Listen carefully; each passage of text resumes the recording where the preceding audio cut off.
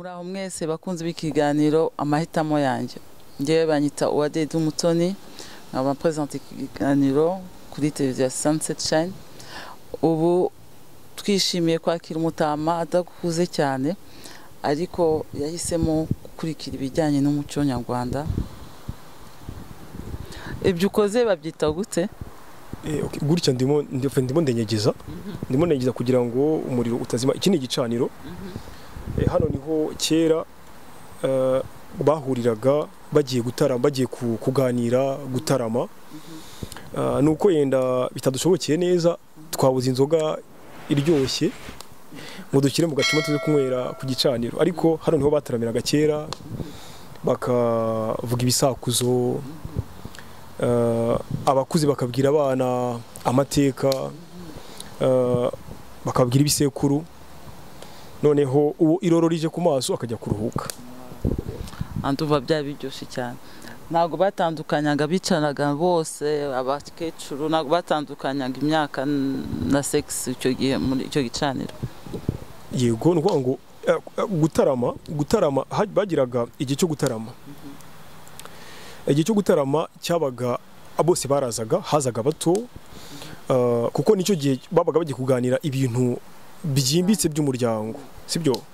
Amateka, mu rugo by'ikera byari bimeze gutya, hari umusaza wari umeze gutya, nuba ngo habaga hari igihe cyo kuganira birambuye, abana babaga bahari, abakuze. None ariko uko amasaha agenda akura urumva ko abato bageraga igihe bakananirwa bakajya kuruhuka. Yego, hasigaraga abakuru ubwo bagasigara banywa kuri ako gasembo yatubwiraga bakanyweraga mu kabindi ndibaza mu gacuma. Urumva abana bajyaga kuryama, urumva ko amasaha yakuraga niko n'ibiganiro by'abakuze byagendaga bijyamo, urumva. Yego, batangira ku biganiro bito bito bifite akamaro, kuko batangiraga batari basoma ku kagwa cyangwa ku bindi bituma yenda banezerwa cyane. Noneho uko amasaha agenda akura ibitekerezo urumva bagendaga banezerwa, ibiganiro bikaba bikeya, urumva ari by'ingenzi babivugaga abana bagihari, batari bagira umunaniro. Arara umva byari biryoshye cyane. None ujya ugira occasion yo kubijyamo ibyo bitaramo, maze kubijyamo inshuro nyinshi? Yego, ibitaramo nabijyagamo hashize imyaka igera muri 5. Ntari nongera kubona ahantu bataramira cyane. Urumva ko ibyo bintu nabyo biri mu mbogamizi yo gutakaza umuco, ariko anejejwe cyane no kwicara ku gicaniro none gutya, biranejeje kandi ni ikintu cyiza, kandi koko uyu muco ni byiza ko twawusigasira kugeza byibuze dupfuye. Tukivuga icyo gicaniro, eske ni ku gicaniro abana bamenyaga amateka nk'uko natwe turi mu mashuri tukiga histoire, niho bayimenyeraga yose, bakiga n'ibijyanye na matematike, wenda barabuguza ntabwo babuguza simbizi. Ku gicaniro birumvikana ko niho hamenyerwaga amateka. Amateka menshi yaturukaga mu biganiro nk'ibyo ngibyo bahabwaga na ba sekuru n'abantu batandukanye. Urumva ko muri iki gihe hari ibitabo byabaye nkaho bisimbura, ariko ntibyasimbura ibitekerezo by'umuntu, ko igitabo kucyandika hari ibitekerezo umuntu aba afite yibitsemo, ko umuntu yandika igitabo bigendeye ku marangamutima ashaka gutangaza. Ariko kera mu kuganira habagaho kuganira birambuye, hakaba n'amagambo yenda utashyira mu gitabo ariko akagucika yenda bitewe no kunezerwa, byarashobokaga. Urumva ko igicaniro gutarama byari ingenzi. None se nagiye mbona hari abantu benshi, ngo hari umugani bavuga ati hari abantu benshi ntihabura uruntu. Eske byabagaho icyo gihe? Byabagaho, kuko nuwa ngo mu kunezerwa ntabwo abantu bose banezerwa kimwe, sibyo? Hari abanezerwa bikaba byiza, hari n'abanezerwa bagaba, hari abanezerwa uko nezerewe nshobora kunezerwa ariko bikakubangamira, sibyo? icyo gihe ntabwo bigenda neza nk'uko ubyifuza, sibyo?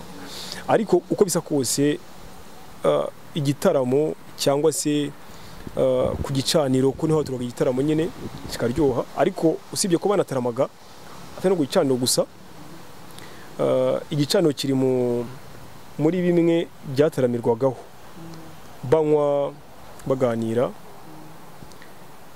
Urumva yuko ibyiza no twareba ibyiza byaturuka mu gitaramo, kuko igitaramo ko bisa kose cyari cyiza pe, cyari cyiza rwose. Umuntu yatangira kunywa afite imyaka ingahe, byagendaga gute? Nuvuga ngo mu kunywa rero, mu kunywa n'abana batoya barabasomyaga, kubasogongeza, cyangwa se inzoga yabiri mu nzu, umwana akagira gutya akiruka avuye nko hirya akagira gutya agahita ashyiramo umuheha agasogongera.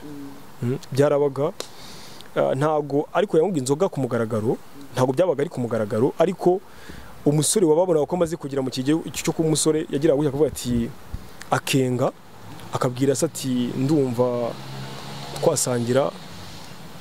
Icyo gihe isa akamubwira ati nta kibazo, uzatumire runaka na runaka inshuti ze bakaza, umwana akavuga ati nagira ngo dusangire inzoga. Icyo gihe ubwo se yabaga yamuhaye uburenganzira. Ubwo rero icyo gihe yabaga amaze kujya mu ruhando rw'abantu bakuru bashobora kunywa inzoga n'abandi bagabo. Sinumvise bavuga ngo utari uzi kwivuga ntabwo yageraga iyo nkango. Kwivuga rero byari umuco, sibyo? Kwivuga byari umuco. Urumva kwivuga ugomba ni nko kwivuga ni nko kwitaka, sibyo? Kwitaka ariko unimenyekanisha mu bakumva, unavuga n'ubutwari bwawe naho ukomoka. Uzi kwivuga watwibwira? Tegeza ko ubizi ko ariyo passion yawe. Okay, nta kibazo. Nshobora kugerageza kwivuga, si no kugerageza, nshobora kwivuga nta kibazo. Ndi rusarikana makuza, ingamba yisobetse, ndi nkera gutabara irukanika. Ndi rutindukana inkubito rutaganira kurinda ku rugamba, sinsubira inyuma, nkona nshaka gusatira muzi imbere. Umuhisha unyitabira ndamutetereza nkamutamaza, nkamutera gusubira inyuma agahungana ubusa. Ndi Masabo wa Masabo, Masabo nkunda abatware wa ndarihoranye wa mugabo ushaka wa Munyakarama. Ndido ugera ku bisoko kuruza bingahe? Ngira kubisekuruza, njya kubisekuru 7 umunani yego. Biraryoshe. Antuka hanyuma nje numva iyo abantu bivuga mu Kinyarwanda byenda gusa nka hip hop nka rap, ubyumva gute? Wari bwagira iyo comparaison? Yego, ibyo uvuga nibyo. En fait ngo urabona ni wa muco twavugaga twahereyeho.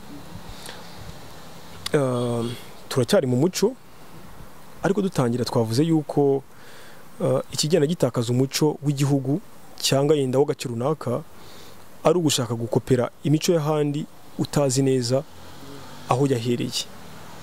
Urumva hip hop ni umuco w'abanyamerika, ariko bacakara bajyaga bavugiramo agahinda kabo cyangwa ababyeyi babo. Urumva rero babivuga kuriya ni nko kwivuga, kuko bavugaga ubuzima banyuzemo, bakavuga ubutwari bwa base n'ubutwari bwabo. Nabwo ni ukwivuga, ariko mu buryo bwari bugezweho bitewe n'igihe hip hop yatangiriye. Abacakara namba tuzi ko bavuye muri Afrika, umva atari kwa kwivuga kwacu kwageze hari, ariko kagera mu buryo bujyanye na histoire yabo babaye mu cyo gihe. Yego, ngo ni uburyo bwo kwivuga, kuko no mu Rwanda habaho ibisigo, habaho ngo ni mu muco nyarwanda mvuga, habaho ibisigo, habaho amahamba. Urumva ibyo byose hari uburyo bivugwamo, ntabwo bivugika kimwe, sibyo? Urumva rero nabo babishyize muri instrumental, babishyize mu buryo bw'ibyuma, sibyo? mu buryo bw'ibyuma ariko bakabivuga nabwo mu bundi buryo ariko nabwo ni ukwivuga kura ni ukwivuga buriya hip hop ni nk'ikivugo. ndumva tubiganira ntabwo twaheza ni byiza kandi byinshi cyane byo kuvuga ku muco nyarwanda ariko sinzi namba watubwira namba hari ibintu bitatu byiza cyane kurenza byose muri uwo muco nyarwanda watubwira ukaba byakangurira umwe mu batureba wenda kuza kurikiza uwo muco. Ngo mbere na mbere icyo navuga ntago mu kwibanda ku byiza by'umuco ko ni byiza ko twavuga umuco kandi ukaryohera abawumva kugira ngo bagire inyota n'amatsiko yo kuwumenya kuko ibi ngibi tuvuze ni nko turacyari ku pfundo turacyari hejuru cyane ntabwo twinjira mu muco kuko hari byinshi birimo bikubiyemo. Urumva rero icyo nge nakangurira kuba twumva cyane cyane ku babyiruka abakiri bato nuko umuco nyarwanda cyangwa umuco wo muri Afurika ni umuco mwiza cyane, ni umuco uryoshye uwinjiyemo nibwo ni byiza byawo. Urumva iyo twakira tugatarama urumva kugira ngo ubone umujene umwana ukiri mutoya uganira n'umuntu ukuze ngo ni nk'igitabo gishaje abari gusoma. Ubu ngubu igitabo kimaze igihe kirekire nk'igitabo cyo muri nko mu 1914 ukibonye ubu ni igitabo gihenze kuko kirimo amateka utabasha kubona umuntu yagusobanurira. Niyo mpamvu rero kugira ngo umuntu ukiri muto aganire n'umuntu ukuze ni amahirwe adakunda kuboneka, sibyo n'amahirwe adakunda kuboneka nubwo yenda habayeho kwihugiraho, habayeho kwirengagiza bitewe n'imico duhura nayo cyangwa tubona mu mateleviziyo bigatuma dutakaza icyo kintu n'urwo rukundo, ariko ntabwo wakunda igihugu udakunda umuco wacyo, sibyo. Ngiye nashishikariza rero abakiri batoya yuko bagerageza bakajya begera abantu babakangurira cyangwa se bazi amateka cyangwa se bazi umuco nyirizina kugira ngo bakomeze gusigasira ubwiza bw'igihugu cyabo. Ko abantu benshi bagiye mu bintu by'amadini bavuga ko ibya kera nyine ari bitindi babijyaburiza. Mu bivuga wiki hari ibintu bimwe na bimwe muzi mu mico ya kera byari bibi cyane ku buryo namwe mu bwatsi aha hantu sinmareba wenda sibyo. Ni ukuvuga ngo njyewe icyo ngicyo ntabwo nakivugaho ko nacyumvikana kimwe n'abavuga yuko ibya kera iby'iwacu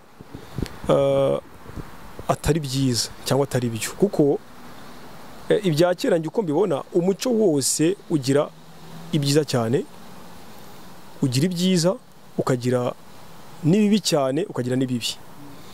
Urumva rero gusa muri ibyo ngibyo byo kuvuga ngo umuco wacu wari ufite ibintu bibi, wari ufite ibintu wari ukoresheje ijambo by'ibishenzi ariko wari uvuze ntabwo ari byo, kubera ko urebye n'indi mico itandukanye nubwo imico y'abazungu niho abantu benshi bakunda gushingira, nabonye rero abantu benshi bakunda gushingira yego nibo banditse amateka ariko bagishingira ku mico yacu, noneho bakagenda bayishyira mu buryo bw'iterambere niko twavuga. Ariko urebye ushingiye ku mico yacu rwose imico yacu ni myiza cyane, nta kintu kibi kirimo pe. Ndabigushigikiyemo. En tout cas urakoze kuri iyi introduction, ndizeye ko tuzabona une occasion wenda uzaza utubwira encore un peu profondément. Babarira nanjye uzanyigisha ikinyarwanda. Okay, ugire ubwo ibihe byiza kandi wakoze kuba waje kutubwira ibyerekeye umuco. Urakoze cyane kandi ndishimye. Natwe turishimye. Merci beaucoup, à bientôt. J'espère que byabanezereje kubona umuntu muto bita Mutama ababwira ku bijyanye n'umuco. Ubwo naho murakoze. Mugire ibihe byiza. musige tujyane dore nguriwe n'ubwire mu nzigani wanyu kandi gasinza kubarenga mbanguroga